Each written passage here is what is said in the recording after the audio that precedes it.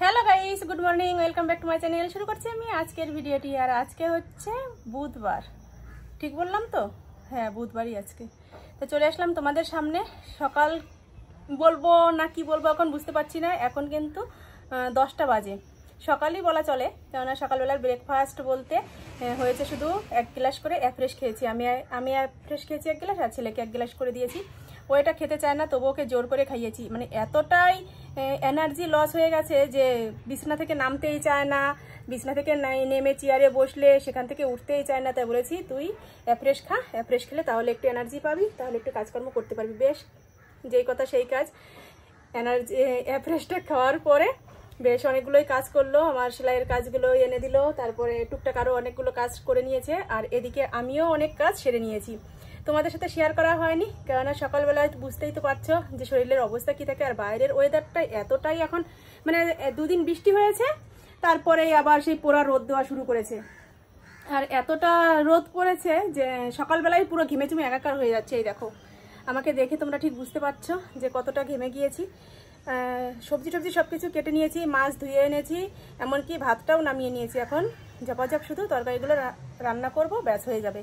তাই চলো কি কি সবজি কেটেছি, কি কি রান্না করব তোমাদের সাথে একটু শেয়ার করি। প্রথমেই দেখাই, এদিকে ভাত হয়ে গেছে। দেখো, 1 হাঁড়ি ভাত রান্না করেছি, যাতে দুপুরবেলা আর আমাদের এই সকালের টাইমটা হয়ে যায়।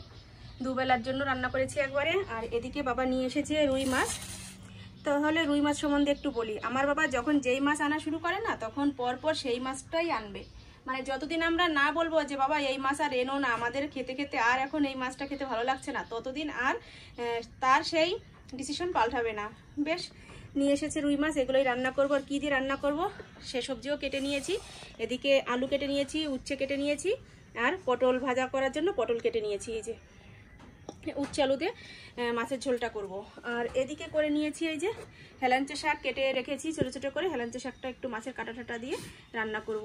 তা চলো, এই হচ্ছে আজকে রান্নাবাড়ির আয়োজন। রান্নাটা আমি শুরু করে দিই। দুপাশে 2 কড়াইতেই তেল দিয়ে দিয়েছি, মানে কড়াই গরম হয়ে গেছে, তারপর তেল দিয়ে দিয়েছি। আর এখন 2 কড়াইতেই 2 রকম জিনিস ভেজে নেব।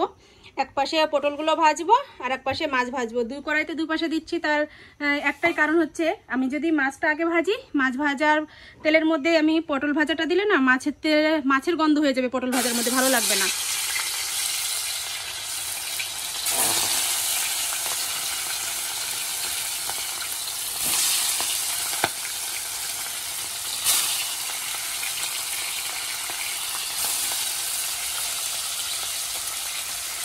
আর এপাশে এই যে পটল ভাজা দিয়ে দেবো।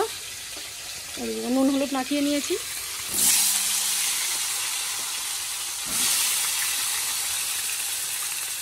সবগুলো পটল একবারে দেওয়া যাবে না, কারণ অনেকগুলোই পটল, আর একবারে সব দিলে না খেতেও অতটা ভালো লাগে না, কেননা ঠিক মতো তো তেল পড়ে না সব জায়গায়। এই জন্য আমি অল্প অল্প করে ভাজবো, যাতে পটল ভাজাগুলো বেশ সুন্দর টেস্টি হয়।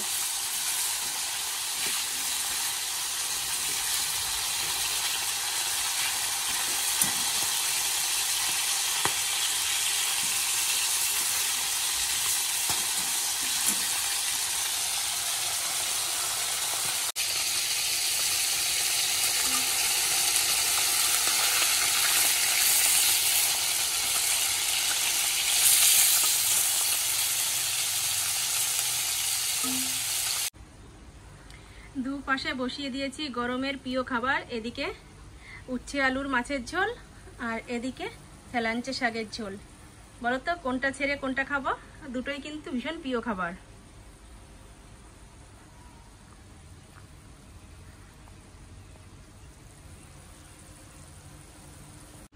রান্নাটা কমপ্লিট করে নিলাম। এই যে পটল ভাজা করেছি, এই যে হেলাঞ্চা শাকের ঝোল মাছ দিয়ে করেছি, মানে মাছের কাটা ভেঙে চিড়ে এই হেলাঞ্চা শাকটা করেছি। আর এখানে এই যে উচ্ছে আলুর ঝোল মাছের পিস দিয়ে করেছি। এই হচ্ছে আজকের মেনু। খাওয়া দাওয়া হবে একটু পরে, তার আগে কিছু কাজ করে নিই।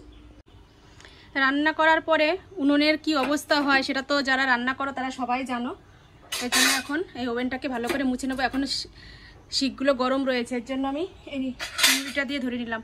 আর দেখো, একদম আমার টিনের দেওয়াল মানে একদম ঘেঁষেই আমার ওভেনটা রাখা, এর জন্য এই জায়গাটা না পুরো তেল তেলে ভাব হয়ে যায়। দেখেছো, কেননা রান্না করতে গেলে তো তেল ছিটবে, আর সেই তেলগুলো যদি এভাবেই রেখে দিই প্রতিদিন, যদি একটু একটু করে এরকম তেল ছিটে, তাহলে কিন্তু এই জায়গাটা একদম বাজে হয়ে যাবে। তাই আমি এই জায়গাটাকে একটু মুছে নেব। ওভেনটা যেহেতু প্রতিদিনই মুছতে হয়, সে সময় যদি আমি এই টিনটাও একটু মুছে মুছে রাখি, তাহলে কিন্তু এই জায়গাটা এরকম তেল তেলে ভাব হয়ে থাকবে না। তো আমি এই জায়গাটা এখন মুছে নেব। এর আগেও আমি যে কবার রান্না করেছি প্রতিদিনই আমি মুছে নিয়েছি, কিন্তু তোমাদের সাথে তো আর সেটা দেখানো হয়নি। তাই ভাবলাম আজকে যেহেতু মুছবো, তা তোমাদের সঙ্গে নিয়ে আমি কাজটা করি।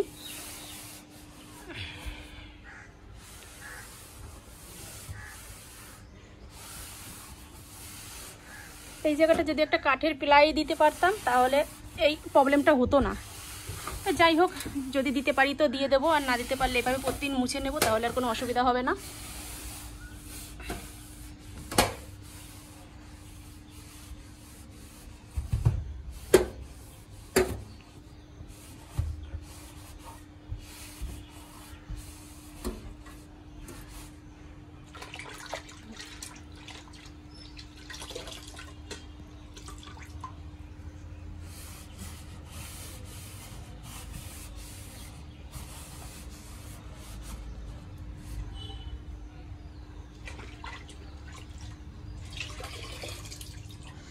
আমি রান্না করতে করতে একবার মুছে নিয়েছি। আমার এই একটা অভ্যাস, আমি রান্না করতে করতে না ওভেনে যখনই দেখি যে তেল ছিটে মানে ভরে গিয়েছে, তখন আমি মুছে ফেলি। এর জন্য একটু পরিষ্কারই তোমরা দেখতে পাচ্ছ।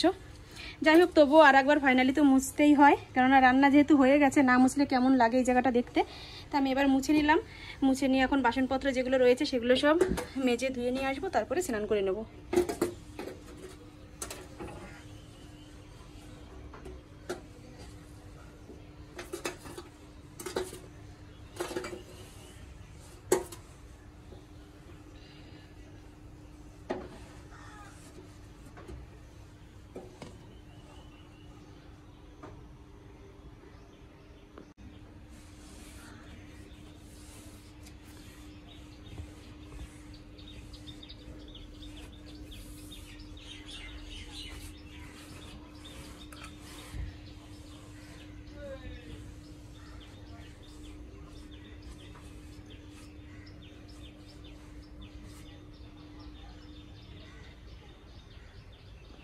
স্নান করে চলে আসলাম, সব কাজকর্ম সেরে বাসনপত্র সব ধুয়ে নিয়েছি। এই যে এখানে রেখেছি কিছু বাসন, আর এদিকে রেখে দিয়েছি মশলার কৌটোটা, আজকে ধুয়ে দিলাম। এই যে ঢাকনাটা তোমাদের দেখাই,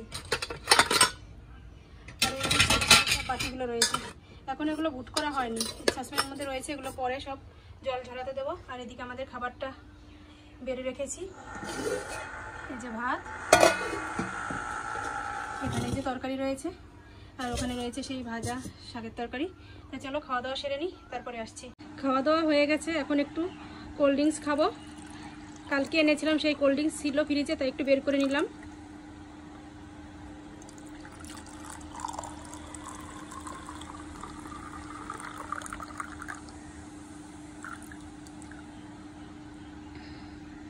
খাওয়া দাওয়া করে উঠেছি, হঠাৎ করেই শরীরটা খুব অস্থির অস্থির করছে, মাথা ঘোরাচ্ছে, আর কেমন লাগছে দেখেছো, কেমন ঘামছি, মানে মুখ থেকে অঝরে শুধু জল ঝরছে।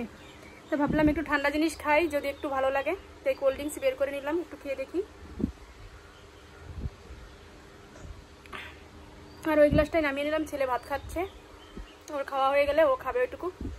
এখন আমি শুয়ে পড়বো। আমি এই যে বারান্দায় চট পেতে, চটের উপরে কাঁথা পেতে তারপর বালিশ নিয়ে বসে রয়েছি।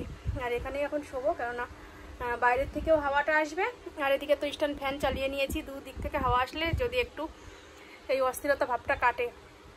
হঠাৎ করে কেন জানি না, সকাল থেকে তো কাজকর্ম করছি, তেমন কিছু মনে হয়নি, কিন্তু এখন খেয়ে উঠেই মনে হচ্ছে আমার চোখে মুখে পুরো অন্ধকার দিয়ে দিচ্ছে, এখনই আমি পড়ে যাব মাটিতে, এমন মনে হচ্ছে। ছেলে খেয়ে চলে আসলো। এই নে, এই গ্লাসে তোর কোল্ড ড্রিঙ্কস রয়েছে, খেয়ে নে।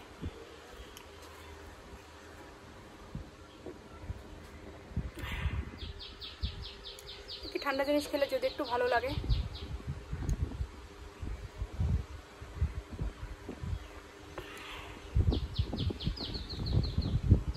এই যে শুয়ে পড়লাম, আর এই দেখো এই যে কাঁথা পেতে নিয়েছি, আর এই যে বাইরের দিকটা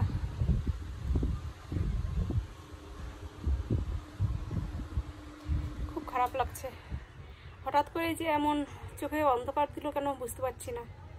কালকে উপোস ছিলাম তার জন্যই কিনা, কালকে কিন্তু কোনো রকম কষ্ট হয়নি, কিছুই বুঝতে পারিনি, কিন্তু আজকে হঠাৎ এমন মনে হচ্ছে কেন, মনে হচ্ছে যেন আমি দাঁড়িয়ে থাকলে হঠাৎ করে আমি পড়ে যাব মাটিতে, এরকম মনে হচ্ছে আমার।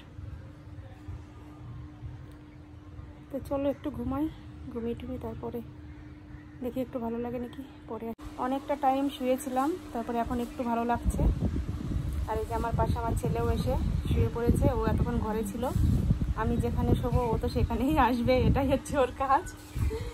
তো চলো এখন যেহেতু একটু ভালো লাগছে, এখন একটু সেলাইয়ের কাজে বসবো। আর এখন সময় বাজে বিকাল 3টে, 2 ঘন্টা কাজ করতে পারবো। তো চলো কাজ করে নিই, তারপরে তোমাদের সাথে সন্ধ্যার সময় আবার কথা বলছি। কাজগুলো এই যে কমপ্লিট হয়ে গেল, ব্যাগের মধ্যে ভরে নিলাম। এগুলো এখন ছেলে দিতে যাবে, কিন্তু ও বাড়ি নেই, ও গিয়েছে মাঠের দিকে। চলো দেখে আসি ও মাঠে কি করছে। অনেকক্ষণ পরে তোমাদের সামনে আসলাম। সেই বিকালবেলা বললাম যে শরীরটা ভীষণ খারাপ লাগছে, সেই সময় থেকে শুয়েছিলাম অনেকক্ষণ। তারপর দেখলাম যে শুয়ে থাকলে তো হবে না, কাজগুলো তো করে দিতে হবে। বিকালবেলা বলেছে ওগুলো দিয়ে আসতে, তাই সেগুলো কমপ্লিট করলাম। আর ছেলে মাঠের দিকে গিয়েছে বললাম, তো চলো দেখে আসি কি করছে, সেটাও দেখে আসি আর ওকে ডেকে নিয়ে আসি। আর এই যে আমাদের বিল্লি, কালকে না ও সারাদিন আমাদের বাড়ি ছিল না, দেখো এখন আমার পায়ে পায়ে হাঁটবে।